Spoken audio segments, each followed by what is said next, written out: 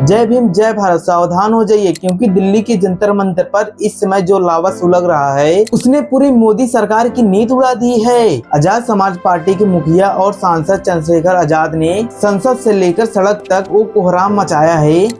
कुर्सी तो है, धर्मेंद्र प्रधान जी को मैं कहना चाहता हूँ, सुनो भाई, कुर्सी तो है, आपका जनाजा थोड़ा ही है, जिसकी कल्पना सत्ता में बैठे नेताओं ने कभी नहीं की होगी। नीट पेपर लीक और युवाओं के भविष्य से खिलवाड़ के मुद्दे पर इस अम्बेडकरवादी शेर ने सीधे देश के शिक्षा मंत्री धर्मेंद्र प्रधान की आंखों में आंखें डालकर वो बात कही है जिसे सुनने के बाद पूरे संसद में सन्नाटा पसर गया है। सोनम वांगचुक जंतर मंतर पर अनशन पर बैठे हुए हैं। पीछे जो हजारों छात्र का हुजूम है। चंद्रशेखर आजाद ने सरकार को सीधे सीधे शब्दों में अल्टीमेटम दे दिया है। अगर कुछ कर नहीं सकते तो छोड़ क्यों नहीं देते, क्यों चिपक के बैठे? ये तो एक केंद्रीय मंत्री के पद से इस्तीफे की बात, ऐसे कितने ही मंत्रियों को लगातार इस्तीफे देने पड़ेंगे। कि अगर युवाओं को इंसाफ नहीं दे सकते हो तो तुरंत इस्तीफा दो और घर बैठो, क्योंकि यह लड़ाई अब सिर्फ एक परीक्षा नहीं बल्कि देश के करोड़ों युवाओं की आत्मसम्मान बन चुकी है। तो आखिर चंद्रशेखर आजाद ने जंतर मंतर से सरकार को क्यों चेतावनी दी और क्यों 20 तारीख को पूरी दिल्ली जाम होने वाली है? चलिए देखते हैं चंद्रशेखर आजाद का वो सबसे खतरनाक बयान जिसने पूरे देश की राजनीतिक में भूचाल ला दिया हो।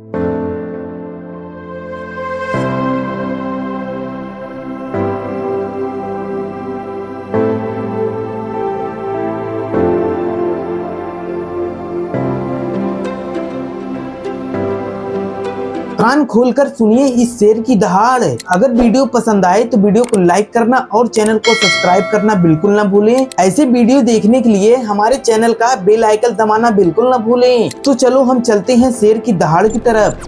कुर्सी तो है, धर्मेंद्र प्रधान जी को मैं कहना चाहता हूँ, सुनो भाई, कुर्सी तो है, आपका जनाजा थोड़ा ही है। अगर कुछ कर नहीं सकते तो छोड़ क्यों नहीं देते, क्यों चिपक के बैठे? देखा आपने, इसे कहते हैं सीधे कलेजे पर चोट करना। चंद्रशेखर आजाद ने साफ कर दिया कि जनता की दी हुई कुर्सी पर बैठकर आप अगर युवाओं की भविष्य बर्बाद करेंगे तो ये युवाओं आपको बख्शेंगे नहीं। उन्होंने धर्मेंद्र प्रधान को याद दिलाया कि ये दी हुई कुर्सी जनता की है, तुम्हारा जनाजा नहीं है कि जो इससे नहीं उतर सकते। अगर युवाओं को इंसाफ नहीं दे सकते तो तुरंत इस्तीफा दो और घर बैठो।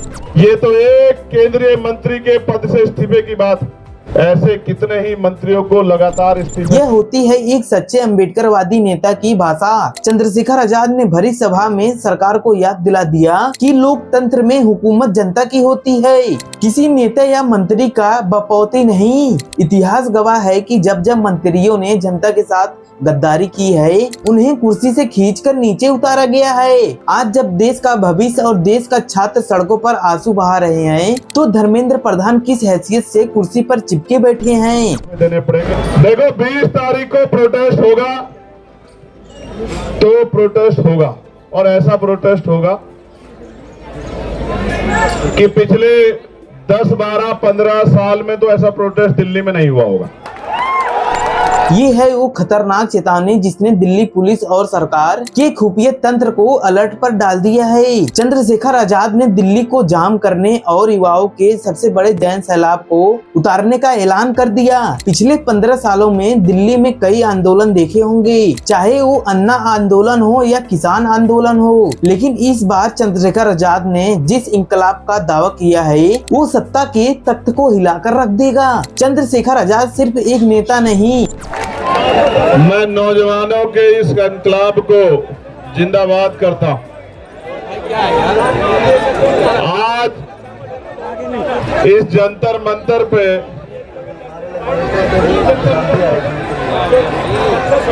मैं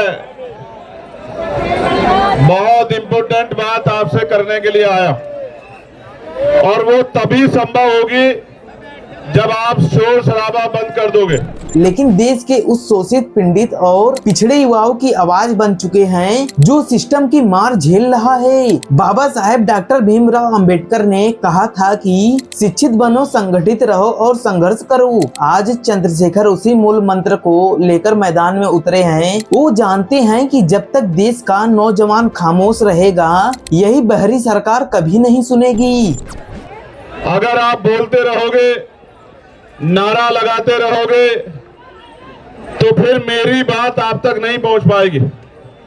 और मैं कई बार इस जंतर मंतर पे आया हूं।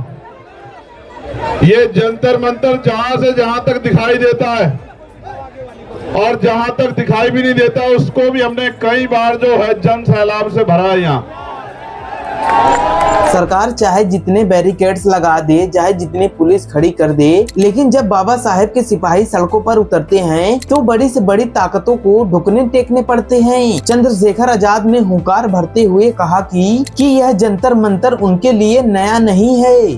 जब जब दलितों, पिछड़ों और आदिवासियों पर अत्याचार हुआ है तब इसी मैदान को चंद्रशेखर आजाद ने नीले समुद्र में तब्दील कर दिया है। आप और मैं इस बात को जानते हैं, लेकिन आज के आने के पीछे जो उद्देश्य है वो बहुत महत्वपूर्ण है। सबसे पहले तो मैं इस आंदोलन के साथियों का धन्यवाद करना चाहता हूं। जो आंदोलन में साथी बैठे हैं, हमारी बहनें, नौजवान साथी, प्यारे भाई, बुजुर्ग माएं, उन सब का धन्यवाद करता हूं, क्योंकि पिछले लंबे समय से वो लगातार लड़ रहे हैं और इस तरह से लड़ रहे हैं कि जो नहीं भी सुनना चाहता उसको भी सुनना पड़ रहा है, जो नहीं भी देखना चाहता उसको भी देखना पड़ रहा है, और जो नहीं भी बोलना चाहता उसको भी बोलना पड़ेगा। मेरी बात को आप याद रखना। जो आज चुप है उसको भी कल बीच में आके बोलना पड़ेगा। ये नौजवानों का इनकलाब है और इसके साथ सोनम भाई जैसे क्रांतिकारी महान योद्धाओं का साथ है। इस आंदोलन की सबसे खतरनाक और सबसे बड़ी ताकत देखिए, लद्दाख के बर्फीली वादियों से लेकर दिल्ली के जंतर मंतर तक देश के महान पर्यावरणविद और क्रांतिकारी सोनम वांगचुक भी चंद्रशेखर आजाद के साथ कंधे से कंधा मिलाकर खड़े हैं। जब देश के दो सबसे बड़े और निडर आंदोलनकारी जब एक मंच पर आ जाएं, तो समझ जाइए कि बदलाव की आंधी को दुनिया की कोई भी ताकत नहीं रोक सकती है। चंद्रशेखर आजाद ने देश के उन तमाम लोगों को सीधे सीधे जगा दिया है जो आज देश के युवाओं की तबाही पर तमाशा देख रहे हैं और चुप बैठे हैं। उन्हें साफ शब्दों में ललकारा है कि जो चुप बैठे हैं, उन्हें साफ शब्दों में ललकारा है कि आज जो खामोश हैं, कल वक्त उन्हें भी बीच में घसीट के लाएगा और जवाब मांगेगा। दोस्तों, चंद्रशेखर आजाद की यह दहाड़ आपको कैसी लगी? क्या शिक्षा मंत्री धर्मेंद्र प्रधान को अपने पद से तुरंत इस्तीफा दे देना चाहिए? हमें अपनी राय कमेंट में जरूर बताएं। अगर वीडियो पसंद आया हो तो वीडियो को लाइक करें और चैनल को सब्सक्राइब करना बिल्कुल ना भूलें। इस वीडियो को पूरे देश में शेयर कर दूं। तब तक के लिए जय भीम, जय भारत।